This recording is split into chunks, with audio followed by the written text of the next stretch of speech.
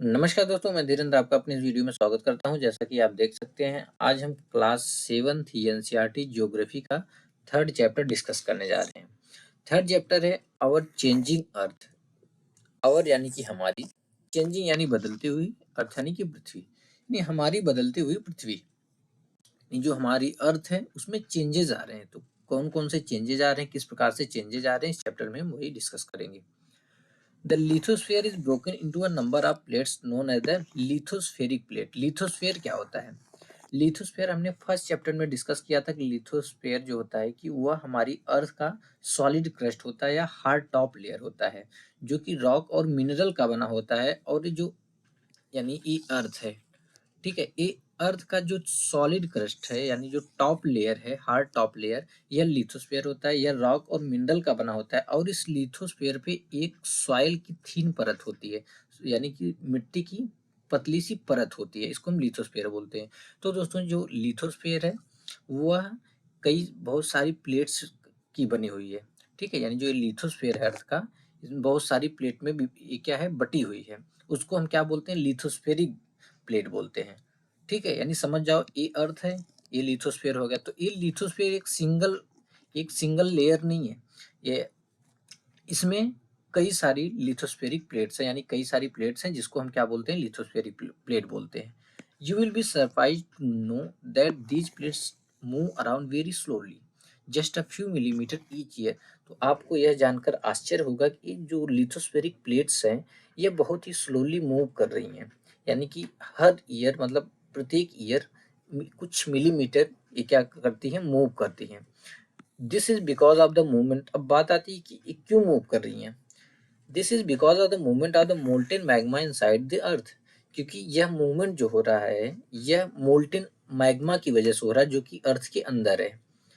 The molten magma inside the earth moves in a circular manner as shown in the activity। जो molten magma है दोस्तों, जो कि अर्थ के अंदर है, वो किस किस हिसाब से मूव कर रहा है, उस सर्कुलर मैनर में मूव कर रहा है। जैसा कि इस एक्टिविटी में हम देखते हैं। इस एक्टिविटी के अकॉर्डिंग आपको क्या करना है, आपको एक स्मॉल कलर पेपर प्लेट लेना है और उसको एक बीकर में रख देना है और बीकर को हाफ फिल्ड कर देना है किससे, पानी से। अब इस बीकर को आप एक ट्राइपॉड पे रखो। उस ट्राइपॉड के नीचे आप क्या करो कि एक कुछ इसको हीट करने के लिए कुछ रख दो, ठीक है। अब जब आप हीट करोगे, जब वाटर वार्म होगा तो क्या होगा, जो पेपर प्लेट होगा दोस्तों, पहले तो पेपर प्लेट ऊपर रहेगा, फिर धीरे धीरे जब नीचे से वार्म वाटर ऊपर आएगा, जब ऊपर आएगा तो उस वार्म वाटर के साथ मूव करेगा। Paper pallet is moving upward, यानी पेपर पैलेट पहले ऊपर जाएगा क्योंकि वार्म वाटर ऊपर की तरफ जाएगा। फिर ऊपर का वाटर जब ठंडा होगा तो वह ऊपर का वाटर नीचे आएगा तो ये पेपर प्लेट भी नीचे आएगा। फिर ऐसे से एक सर्कुलर मैनर में मूव होता रहेगा। तो इसी प्रकार से जो हमारी मोल्टेन मैग्मा है अर्थ के अंदर, जो कोर में है, हमने देखा था मेंटल कोर में जो मोल्टेन मैग्मा है वो भी मूव कर रही है। उसी वजह से जो लिथोस्फेरिक प्लेट है, क्योंकि जो मैग्मा है उसी के अराउंड लिथोस्फेरिक प्लेट बैठा हुआ है, ठीक है। तो उसी वजह से जो लिथोस्फेरिक प्लेट है वो भी मूव करती हैं। The movement of these plates cause changes on the surface of the अर्थ। तो दोस्तों, यह जो मूवमेंट होता है लिथोस्फेरिक प्लेट में, इनकी वजह से अर्थ की सरफेस पे चेंजेस हो रहे हैं। The earth movement are divided on the basis of the forces which cause them. अब देखो, जो अर्थ का मूवमेंट है, यानी जो अर्थ गति कर रही है, जो अर्थ मूवमेंट कर रही है, उसको किसके बेसिस पे डिवाइड किया गया है, उसको उन फोर्सेस के बेसिस पे डिवाइड किया गया है जिन फोर्सेस की वजह से यह अर्थ मूवमेंट कर रही है, अर्थ मूव कर रही है। सीधी सी बात है, जिन फोर्सेस की वजह से जब जो अर्थ है मूव करेगी, उन्हीं की फोर्सेस की वजह से उसको डिवाइड किया जाएगा ना। The forces which act in the interior of the earth are called endogenic forces. वे फोर्सेस जो कि अर्थ के इंटीरियर में एक्ट कर रहे हो, अर्थ के इंटीरियर में लग रहे हैं, उनको हम क्या बोलते हैं, इंडोजेनिक फोर्सेस। उनको हम इंडोजेनिक फोर्स बोलते हैं। और वे फोर्सेस जो कि अर्थ के सरफेस पे लग रहे हैं, उनको हम क्या बोलते हैं, उनको एक्सोजेनिक फोर्सेस बोलते हैं। अब इसको देख लेते हैं, इसको किस प्रकार से डिवाइड किया गया है। अर्थ का मूवमेंट, दो मूवमेंट होता है, एक तो अंदर से लगता है, इसको हम इंडोजेनिक फोर्स बोलते हैं, यानी जो कि अर्थ के सरफेस पे नहीं लगता, अर्थ के इनसाइड ऑफ द अर्थ लगता है, इंडोजेनिक फोर्स बोलते हैं। दूसरा जो कि सरफेस पे लगता है, उसको एक्सोजेनिक फोर्स बोलते हैं। अब इंडोजेनिक फोर्स से दो टाइप के होते हैं। एक तो होता है सडन फोर्स, दूसरा होता है डायस्ट्रॉफिक फोर्स। सडन फोर्स वे फोर्सेस होते हैं जिनको हम फील कर सकते हैं, जिनको हम सेंस कर सकते हैं, कहने का सेंस कि जिनको हम देख सकते हैं। बट जो डायस्ट्रोफिक फोर्सेस है इनको हम सेंस नहीं कर सकते, इनका हमको पता नहीं चलता है। यानी कि ये ऐसे फोर्सेस होते हैं जो कि अर्थ के इंटीरियर में लगते हैं, बट एक long period of the time हमको पता चलता है कि यहाँ पे इनकी वजह से, डायस्ट्रोफिक फोर्सेस की वजह से इसे माउंटेन माउंटेन का बिल्डअप होना, यानी ये long period of time slowly slowly slowly लगते हैं, और एक लॉन्ग पीरियड ऑफ टाइम क्या होता है, कोई लैंड फॉर्म क्रिएट हो जाता है। बट दोस्तों जो सडन फोर्सेस होते हैं इनका इनका अनुभव हम कर सकते हैं। जैसे अर्थक्वेक जब आता है हमको अनुभव हो जाता है, वोल्केनो वोल्केनो को हम देख सकते हैं, वोल्केनो का इसको हम सेंस कर सकते हैं, लैंडस्लाइड भी हम सेंस कर सकते हैं। अब आते हैं एक्सोजेनिक फोर्सेस में। जो एक्सोजेनिक फोर्सेस यानी कि जो अर्थ के सरफेस पे लगते हैं, जैसे erosional and depositional. Erosional and depositional यानी कि जैसे कि रिवर्स जाती हैं, वो अपने साथ क्या करती हैं, मिट्टी को, सॉइल को इरोड करती हैं और कहीं पे ले जाकर डिपॉजिट कर देती हैं। तो इसमें रिवर आ गया, विंड आ गया, सी वेव्स, ग्लेशियर्स, ये सारे क्या हैं, सारे के सारे इरोजन और डिपोजिशन के एजेंट हैं। ठीक है। Endogenic forces sometimes produce sudden movement and at the other times produce slow movement. तो दोस्तों जो एंडोजेनिक फोर्सेस होते हैं way sometimes sudden movement produce करते हैं, और समटाइम्स नहीं तो ये क्या करते हैं, स्लो मूवमेंट प्रोड्यूस करते हैं। यानी कि हमने देखा ना, एक सडन मूवमेंट आता है, दूसरा diastrophic movement. Sudden movement like earthquakes and volcanoes cause mass destruction over the surface of the earth। तो जो सडन मूवमेंट होते हैं जैसे कि अर्थक्वेक और वोल्केनो, इनकी वजह से एक मास डिस्ट्रक्शन होता है, बहुत बड़ी तबाही होती है अर्थ के सरफेस पे। अब देखते हैं एक वोल्केनो क्या होता है। Volcano is a wind. Wind यानी कि विंड का मतलब होता है ओपनिंग। ठीक है। वोल्केनो एक ओपनिंग होती in the earth crust through which molten material erupt suddenly. तो दोस्तों जो वोल्केनो होता है वह एक वेंट होता है, कहाँ पे, अर्थ के क्रस्ट में। हमने देखा अर्थ का क्रस्ट क्या होता है, जो सॉलिड टॉप लेयर है, यानी अर्थ की जो हार्ड लेयर है, ये अर्थ है। इसको समझना इस चीज को। अभी हमने देखा जो हमारी अर्थ है, अर्थ के अराउंड क्या है, एक hard solid hard top layer है, या सॉलिड क्रस्ट जिसको हम बोलते हैं। तो इस क्रस्ट में ओपनिंग है, जो जो ये वोल्केनो है वो क्या है, इसमें ओपनिंग है। यानी कि इसमें यह एक ओपनिंग है, किसमें, अर्थ के सॉलिड क्रस्ट में, यानी कि अर्थ का जो टॉप लेयर है। तो वोल्केनो क्या है, एक ओपनिंग है या एक वेंट है। वेंट को ही हम ओपनिंग बोलते हैं, वेंट का मतलब होता है ओपनिंग। ठीक है। अर्थ के क्रस्ट में यह एक ओपनिंग है जहां से जो मोल्टेन मटेरियल होते हैं, मोल्टेन यानी कि जो पिघले हुए मटेरियल्स होते हैं, यहाँ से इरप्ट करते हैं। इरप्ट मतलब क्या होता है कि कोई चीज नीचे से ऊपर की तरफ निकले, उसको हम इरप्ट बोलते हैं, या फूटना, हिंदी में इसको बोलते हैं ना, कि बोलते हैं ना वोल्केनो फूटा हुआ है। तो इरप्ट मतलब होता है निकलना। अब हम दोस्तों समझते हैं एक वोल्केनो के पार्ट कौन कौन से होते हैं। सबसे पहले चीज ये क्या है, ये मेंटल है। ठीक है, ये मेंटल है, एक क्रस्ट है, और यहाँ पे क्या है, एक कोर है। ठीक है। तो एक क्रस्ट जो वोल्केनो है, वोल्केनो क्या है, एक ओपनिंग है, किसमें, अर्थ के क्रस्ट में, जहां से मोल्टेन मटेरियल बाहर इरप्ट होते हैं। तो अर्थ का ये है, अर्थ का क्रस्ट। अब ये जो ओपनिंग है अर्थ के क्रस्ट में ही है ना, तो इसी ओपनिंग से जो मोल्टेन मटेरियल होते हैं वो बाहर की तरफ निकलते हैं, और जिस वे से निकलते हैं उसको हम लावा ट्यूब या वेंट बोलते हैं। ठीक है। इस ट्यूब को हम लावा ट्यूब बोलते हैं या वेंट बोलते हैं। अब इसमें से कुछ जैसे मटेरियल, जो मोल्टेन मटेरियल होते हैं, जो कि अंदर चले जाते हैं और वो जम जाते हैं धीरे धीरे। वो कौन सी रॉक बनती है वहाँ पे इंट्रूसिव रॉक बनती है। और जो मोल्टेन मटेरियल बाहर चले जाते हैं वहाँ पे जो बनते हैं उसको हम एक्सट्रूसिव रॉक बोलते हैं। ठीक है। और जहाँ से गैसेस निकलती हैं, और गैसेस निकलती हैं, ये इसको हम बोलते हैं क्रेटर। ठीक है। और इसको हम लावा बोलेंगे, जो मोल्टेन मटेरियल निकलता है। और ये बाकी ये क्या है, मैग्मा चैम्बर है। अब जैसे इंडोजेनिक, एक्सोजेनिक, इंडो यानी कि इनसाइड, जेनिक यानी ओरिजिन, यानी ऐसे फोर्सेस जिनका ओरिजिन कहाँ पे हो, इनसाइड हो, और ऐसे फोर्सेस जिनका ओरिजिन कहाँ पे हो, आउटसाइड हो।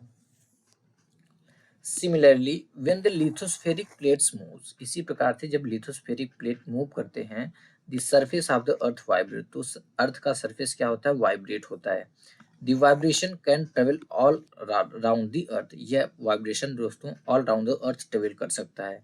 These vibrations are called earthquake, इन्हीं वाइब्रेशन को हम क्या बोलते हैं, अर्थक्वेक बोलते हैं। The place in the crust where the movement start is called the focus, यानी अर्थ क्रस्ट का वह प्लेस जहाँ पे मूवमेंट स्टार्ट होता है, यानी कि जहाँ पे वाइब्रेशन स्टार्ट होता है, हम उसको फोकस बोलते हैं। The place on the surface above the focus is called the epicentre. Surface यानी कि जहां से मूवमेंट स्टार्ट हुआ उसको हमने फोकस बोला। अब उस फोकस के सीधे ऊपर अर्थ के सरफेस पे उस प्लेस को हम क्या बोलते हैं, एपिसेंटर बोलते हैं। Vibration travel outward from the epicentre as wave. जो वाइब्रेशन होता है एपिसेंटर से आउटवर्ड ट्रेवल करता है, आउटवर्ड ट्रेवल करता है एज ए वेव्स के रूप में। यानी कभी आप किसी पानी, कोई पानी है, ठीक है, कोई वाटर बॉडी, यहाँ इसमें एक स्टोन मारोगे, स्टोन मारने पे क्या होता है, ये आउटवर्ड ट्रेवल करता है वेव के रूप में। सेम उसी जैसा ये भी एक्ट करता है। ऐसा समझ लो कि यहाँ पे कोई एक स्टोन आपने मारा, अब स्टोन मारोगे तो क्या होगा, ये जो जो वेव्स होंगी ये आउटवर्ड ट्रेवल करती हैं। Greatest damage is usually closest to the epicenter and the strength of earthquake decrease away from the center। जो ग्रेटेस्ट डैमेज होता है यूजुअली किसके क्लोजेस्ट होता है, एपीसेंटर के क्लोजेस्ट, यानी यहाँ पे सबसे ग्रेटेस्ट डैमेज होता है। जिस प्रकार से आप स्टोन मारते हो, जो सबसे बड़ी वेव्स होती है वो कहाँ पे, यहाँ पे जनरेट होती है, उसके बाद स्लोली स्लोली इसका इफेक्ट कम होता चला जाता है। ठीक है, तो सेम यहाँ पे होता है अर्थक्वेक केस में। अब जैसे ये लिथोस्फेरिक बॉडी है, ये लिथोस्फेरिक क्या है, प्लेट्स हैं। अब जैसे यहाँ पे मूवमेंट स्टार्ट होता है, कहाँ पे, यहाँ पे मूवमेंट स्टार्ट होता है। अब इसको हम क्या बोलेंगे, इसको फोकस बोलेंगे।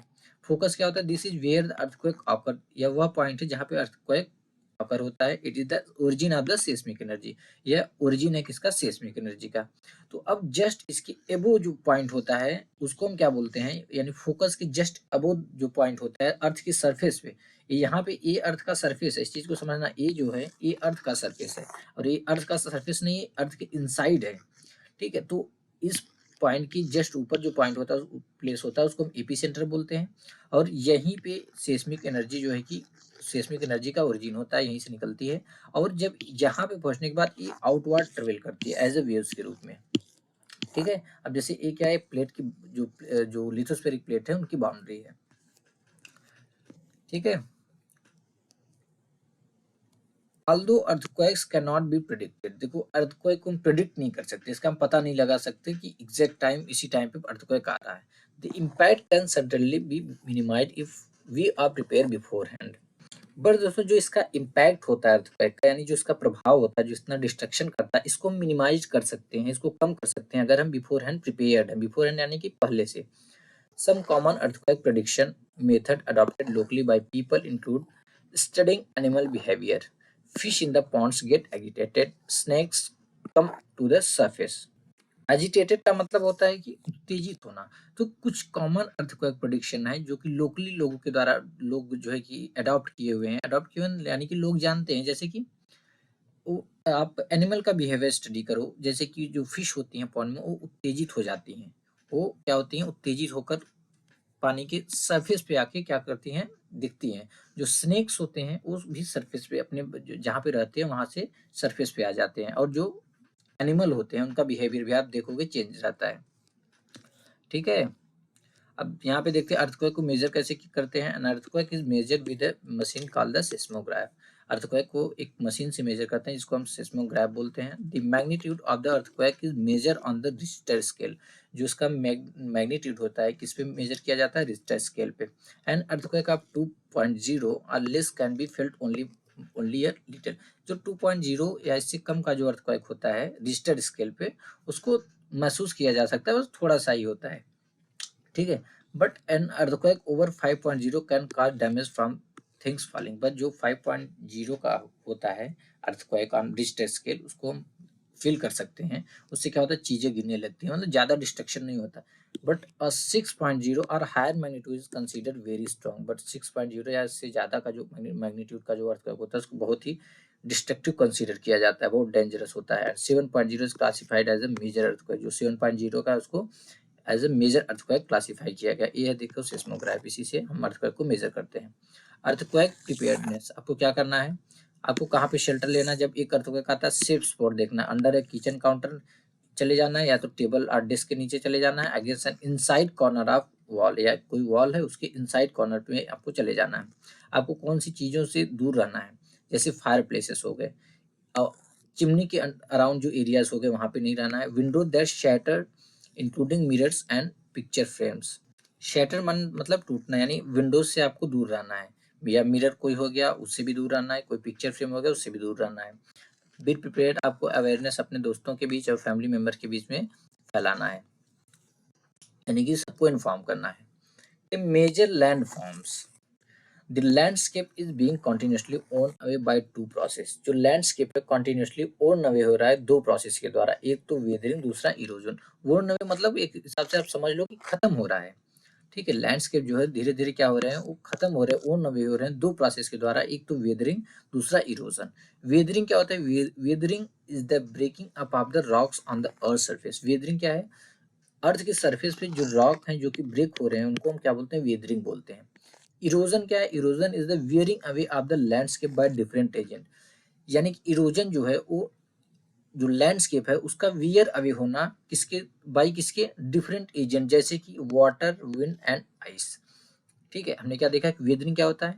अर्थ के सरफेस पे रॉक का ब्रेक होना, उसको हम बोलते हैं वेदरिंग। और इरोजन क्या होता है? इरोजन जो कि डिफरेंट एजेंट जैसे वाटर, विंड और आइस के द्वारा लैंडस्केप को वियर अवे करना, उसको हम इरोजन बोलते हैं।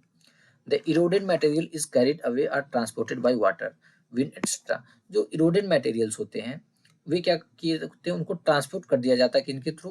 किसके द्वारा? वाटर या विंड के द्वारा या आइस के द्वारा। एंड इवेंचुअली यानी फाइनली, अंत में डिपॉजिटेड, उनको एक जगह डिपॉजिट कर लिया जाता है। अब जैसे समझो एक रिवर है, रिवर पॉइंट ए से चलती है, मान लो किसी एक हिमालय से निकल रही है, ये जाती है सीधे सी में। अब जब हिमालय से निकलती है रिवर, यानी पहाड़ी से जब रिवर निकलती है तो इसमें बहुत ज़्यादा स्पीड होता है, बहुत ज़्यादा स्पीड होता है, तो ये क्या करती है? अपने सराउंडिंग वाला जो एरिया होता है वहाँ पे इरोड करती है उसको। इरोड करती हुई जो मटेरियल लाती है, धीरे धीरे क्या होता है दोस्तों, जब ये इसका मतलब जब एकदम लेवल पे पहुंच जाती है, जब सी में जाने वाली, धीरे धीरे क्या होता है? इसकी स्पीड कम होती है। स्पीड जब कम होती है तो जो जो लोड अपने साथ लेके आती है, यानी जो इरोडेड मटेरियल लेके आती है, ये क्या करती है? फाइनली ले जाके क्या करती है? यहाँ पे डिपॉजिट कर देती है। अभी हम आगे देखेंगे डिपॉजिट को क्या बोलते हैं, जहाँ पे मटेरियल डिपॉजिट करती है।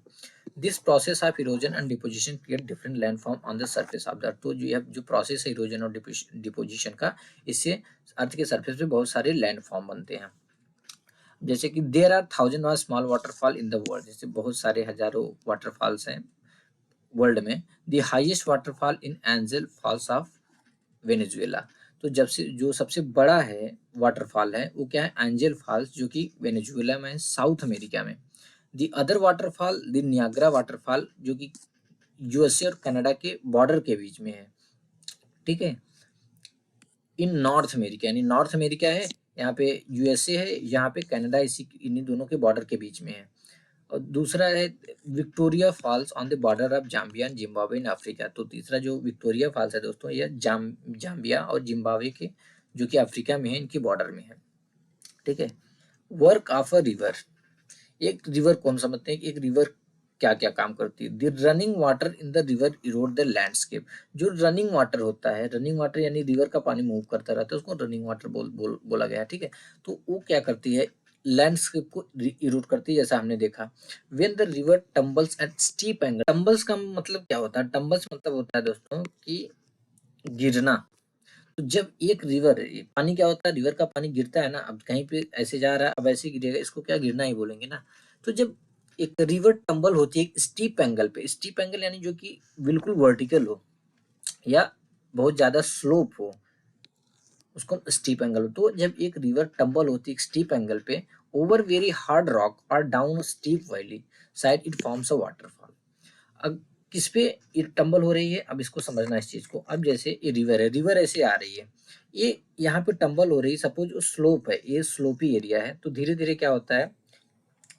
मान लो कि एक स्टीप एंगल बिल्कुल ऐसा है, तो रिवर यहाँ से फॉल हो रही है, रिवर ऐसे जा रही है, बट ये धीरे धीरे क्या करती है? इस रिवर इसको इरोड करके, इस मटेरियल को इरोड करके इसको स्लोप में ला देती है, फिर रिवर इजिली यहाँ से फ्लो होती है। बट सपोज ये वाला जो पार्ट है, ये वाला पार्ट, ये ऐसे नहीं है, ऐसे है, बट ये वाला जो यहाँ पे जो रॉक है, ये हार्ड रॉक है, जिसको रिवर क्या कर रही है? रिवर इरोड नहीं कर पा रही है। तो इस केस में क्या होता है? यहाँ पे वाटरफॉल फॉर्मेशन होता है, यानी कि रिवर ऐसे आ रही है, अब सपोज ऐसे ही है, ये सीधे वर्टिकल है, सीधे पूरा लगभग वर्टिकल है, तो रिवर यहाँ से आ रही है, पानी ऐसे से जा रहा है, बट यहाँ पे हार्ड लेयर होने की वजह से, हार्ड रॉक होने की वजह से इसको रिवर इरोड नहीं कर पा रही है, यहाँ पे इरोजन नहीं हो पा रहा है, तो क्या होता है पानी ऐसे गिरता है, इसको हम क्या बोलते हैं वाटरफॉल बोलते हैं।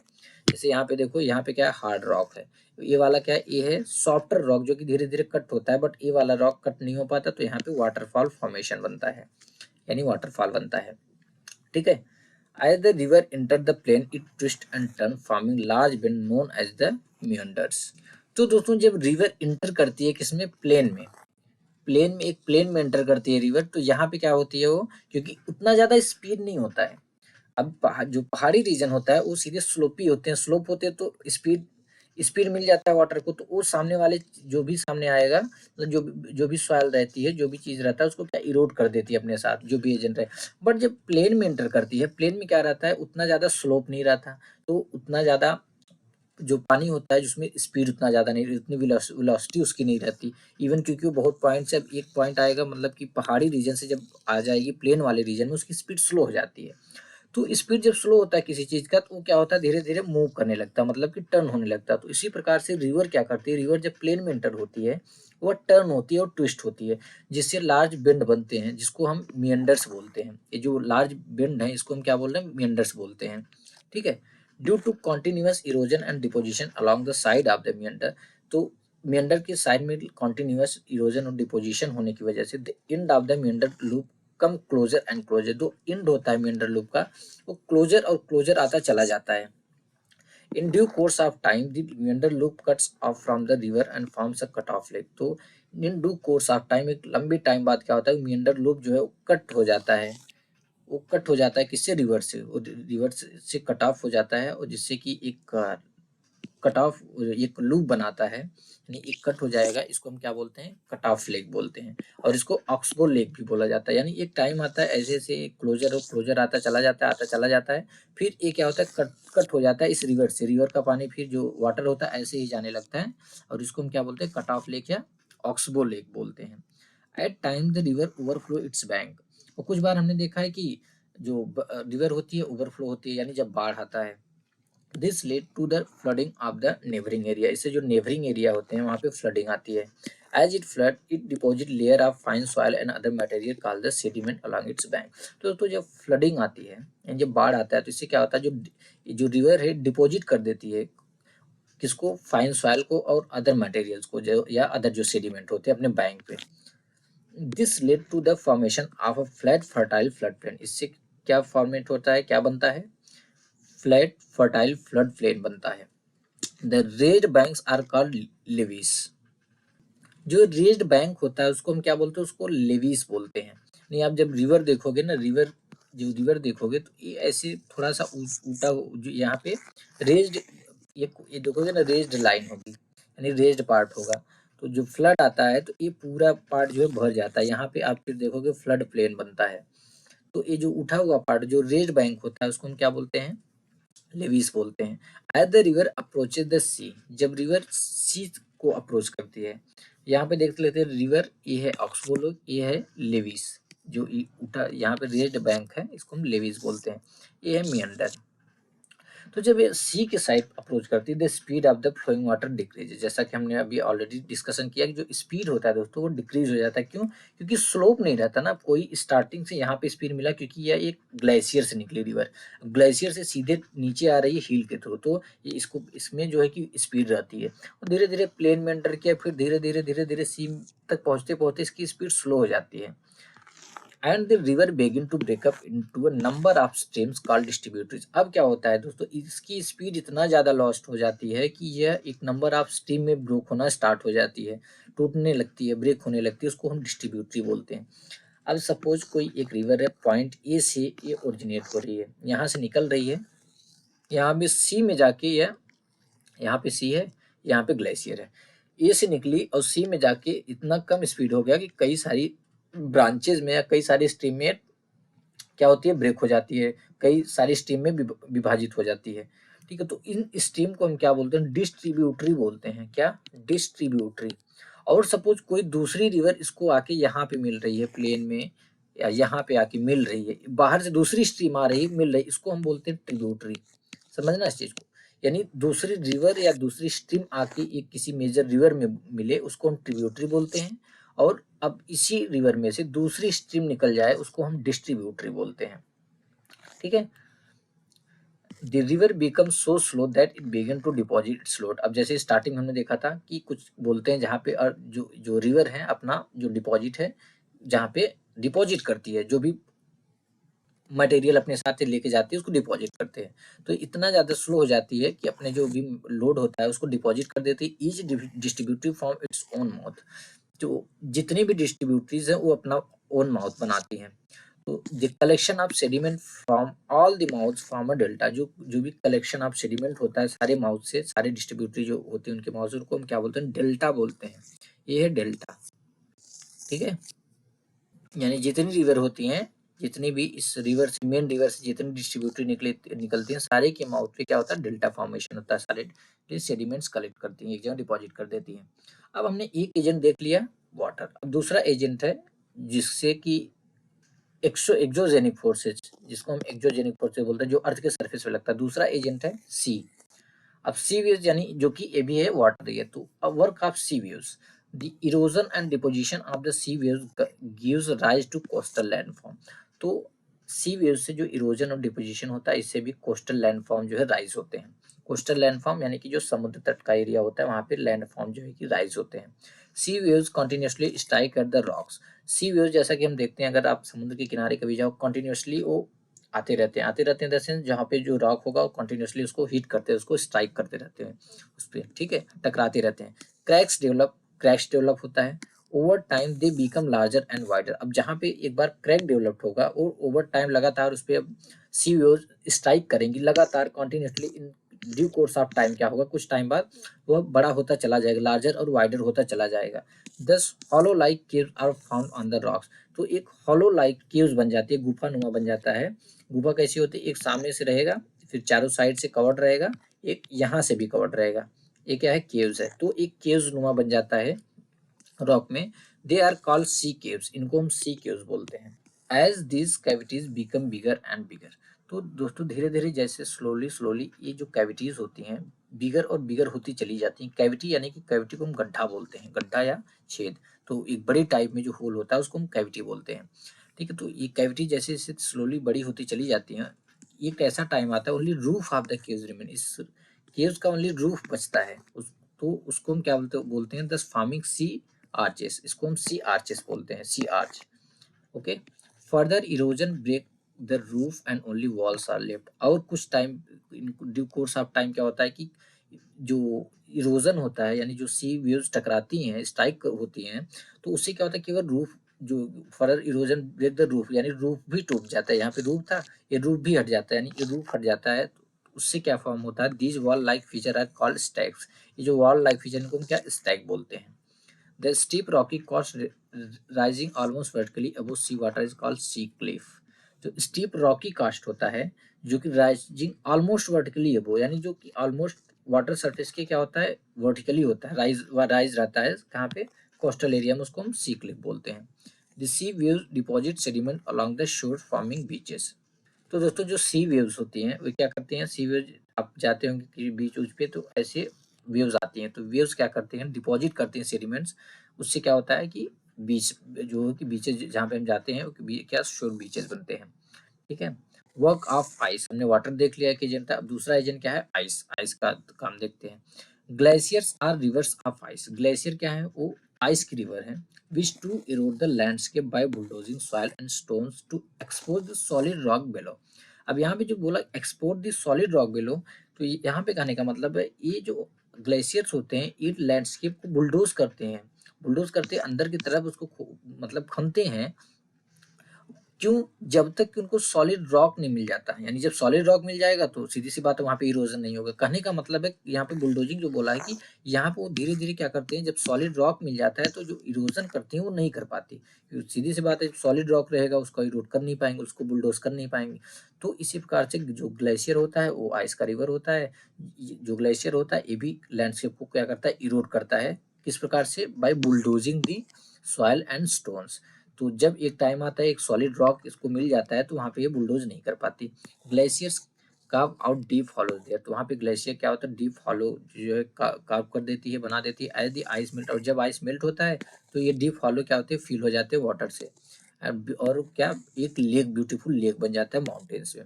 The material carried by the glacier such as rocks, big and small, sand and silt gets deposited.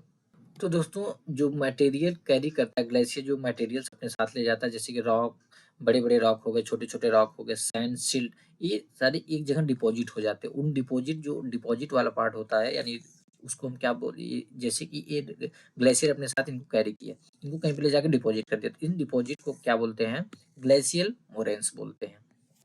ठीक है। वर्क ऑफ विंड, हमने दो एजेंट देख लिया, वाटर देख लिया, आइस देख लिया, तीसरा क्या था, wind.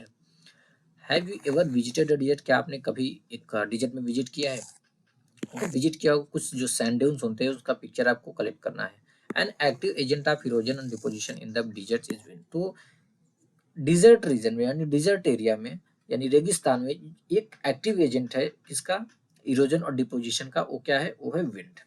In deserts you can see rocks in the shape of a mushroom, तो डिजर्ट्स में आप देखे हो कि बहुत सारे रॉक्स मशरूम के शेप में। मशरूम कैसा होता है कि जो उसका बेस होता है थोड़ा सा नैरोवर होता है कंपेरिजन देन जो उसका टॉप वाला हिस्सा होता है वाइडर होता है। कॉमनली कॉल्ड मशरूम रॉक्स, उसको हम मशरूम रॉक्स बोलते हैं। Winds Erode the lower section of the rock more than the upper part, तो इसमें क्या करता है, विंड जो होती है उसके लोअर सेक्शन को ज्यादा इरोड करती है कंपेरिजन देन इस अपर पार्ट के।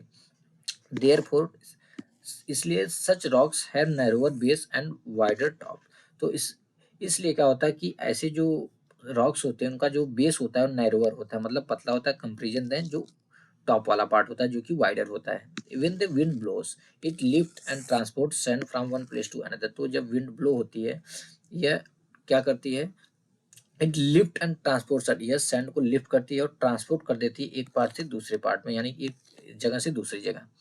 When it stop blowing, the sand falls and get deposited in low hill like structures, तो जब यह विंड चलना बंद कर देती है तो क्या होता है, जो सैंड अपने साथ ही कैरी करती है वहीं पे ड्रॉप कर देती है, वहीं पे गिर जाता है, डिपॉजिट हो जाता है, इससे क्या होता है, लो हिल स्ट्रक्चर बनता है। These are called sand dunes, इन्हीं को हम क्या बोलते हैं दोस्तों, सैंड डून्स। अब जैसे क्या सैंड डून्स दिख रहे हैं, ये क्या होता है, विंड चली यहाँ तक गई, फिर विंड की स्पीड स्लो हो जाती है, विंड चलना बंद हो जाती है, तो एक जो भी हिस्सा, जो भी विंड, जो भी ये कैरी करती है लोड, यहीं पर डिपॉजिट कर देती है। When the grains of sand are very fine and light, जब जो सैंड के जो पार्ट होते हैं बहुत ही फाइन और लाइट होते हैं, the wind can carry to over very long distances, तो विंड इसको बहुत लॉन्ग डिस्टेंस तक कैरी कर सकती है। अब सीधी सी बात है ना, जिस पार्ट को ये विंड अपने साथ कैरी कर रही है, अगर वह रेत यानी कि वह सैंड बहुत छोटा छोटा है, तो विंड उसको बहुत बहुत लॉन्ग डिस्टेंस तक कैरी करके ले जाती है। When such sand is deposited in large area, जब इस प्रकार के सैंड, छोटे छोटे सैंड यानी कि फाइन और light sand of grains of sand, जब एक लार्ज एरिया पे ये डिपॉजिट होते हैं तो इनको इनको क्या बोलते हैं, इट इज कॉल्ड लोएस, तो इसको हम लोएस बोलते हैं। ठीक है, loess. Large deposit of loess is found in China, तो इसी प्रकार के लार्ज डिपॉजिट कहाँ पे, चाइना में पाया जाता है, चाइना में है।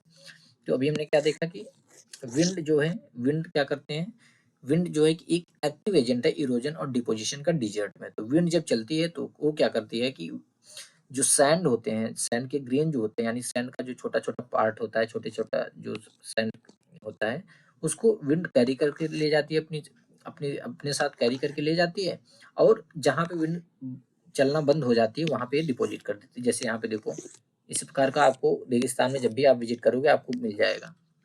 ठीक है। और जब जो sand, when the grains of sand are very fine, जो ग्रेन्स होते हैं सैंड के बहुत ही फाइन और लाइट होते हैं, यानी बहुत ही छोटे होते हैं, बहुत ही लाइट होते हैं, बहुत ही हल्के होते हैं, तो विंड क्या करते हैं, उनको अपने साथ कैरी करके ले जाती है और एक लार्ज प्लेन पे उनको डिपॉजिट जब कर देती है, इस प्लेन को हम क्या बोलते हैं, लोएस बोलते हैं। ठीक है। तो फाइनली दोस्तों हमने ये चैप्टर कंप्लीट कर लिया और आशा करता हूँ कि आपको भी ये चैप्टर समझ में आ गया होगा। तो मिलते हैं नेक्स्ट वीडियो में।